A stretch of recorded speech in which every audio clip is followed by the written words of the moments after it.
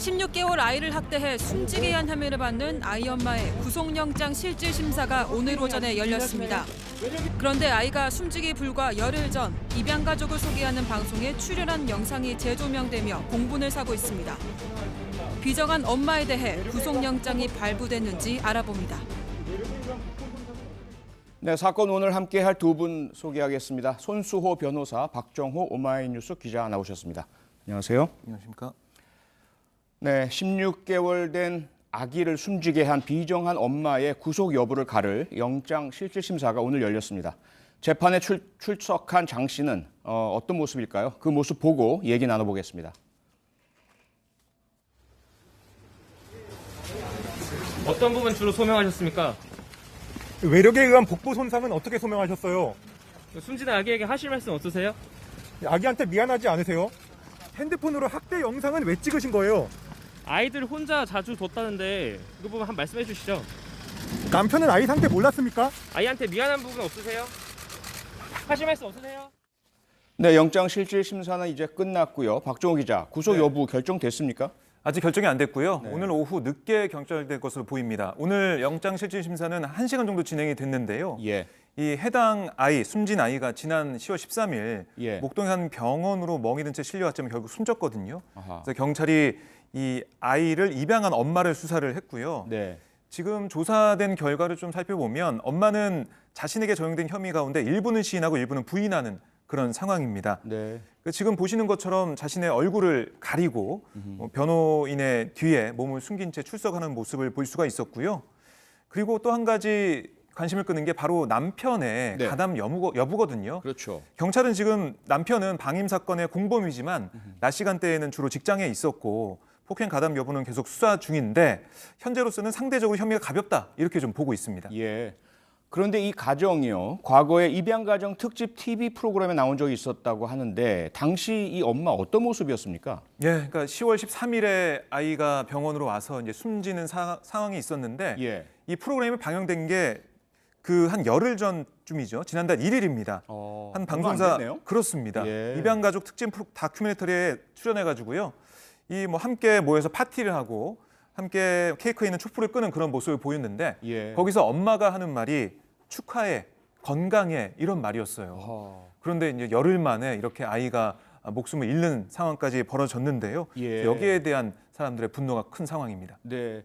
손수호 변호사, 그런데 이 영상 속에서도 아기에 대한 학대 흔적이 발견됐다고 하던데 이게 무슨 말입니까? 그렇습니다. 그런 의심을 할 수밖에 없죠. 상황이 이렇게 되고 보니까 네. 당시 이제 아이의 이마에 검은 멍으로 보이는 것들이 있었습니다. 예. 그리고 또 피부도 검게 변해 있었거든요. 자, 그런 장면들이 지금 생각해 보면 그때도 이미 학대를 했고 또 그러한 학대 흔적이 남아있던 상태에서 TV 프로그램 촬영할 때는 그렇게 애틋하게 예. 아껴주는 것 같은 그런 연기를 한 거 아니냐. 이런 상상, 이런 짐작도 할 수밖에 없죠. 네. 박정호 기자, 참 이해가 안 되는 게 네. 제대로 사랑으로 키울 자신도 없고 그럴 상황도 아니었으면서 왜 입양을 했으며 그리고 입양하자마자 거의 아마 한 달도 안 돼서부터 학대가 시작된 걸로 좀 추정되고 있잖아요. 네. 그렇게 됐다는 게 도저히 이해가 안 갑니다.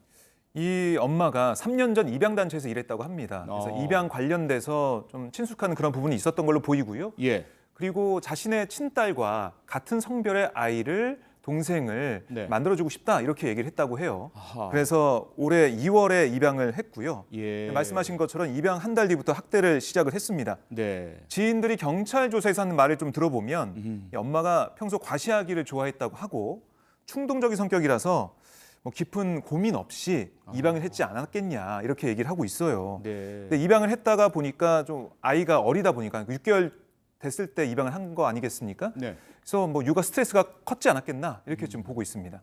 아니 그런데 아기가 없던 상태도 아니고 자신의 아기를 키우고 있는 상태였기 때문에 육아 스트레스에 대해서 전혀 모르지도 않았을 테고요.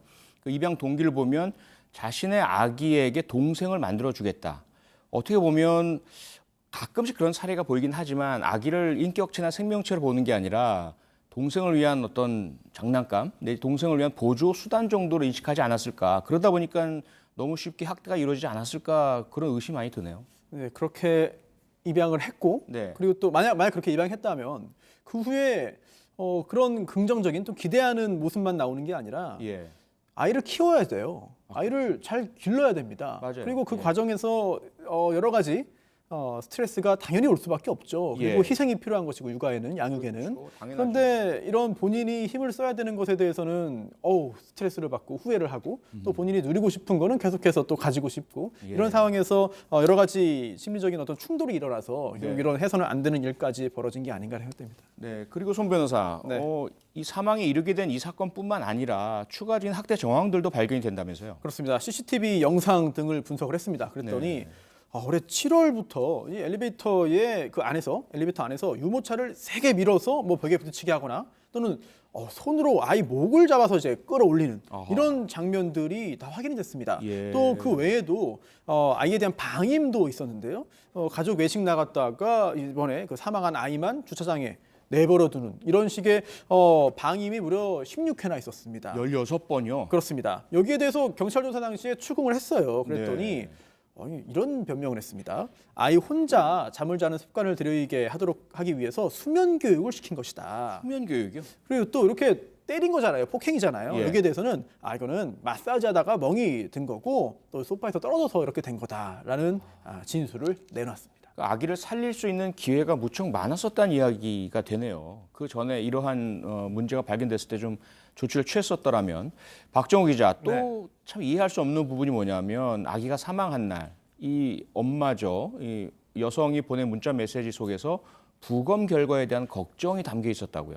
네, 그러니까 아이 사망 당일에 친구에게 문자를 보냈는데요. 네. 그 내용을 보면 부검 결과 잘 나오게 기도 부탁해 이런 내용의 메시지가 있었어요. 친구에게요? 그렇습니다.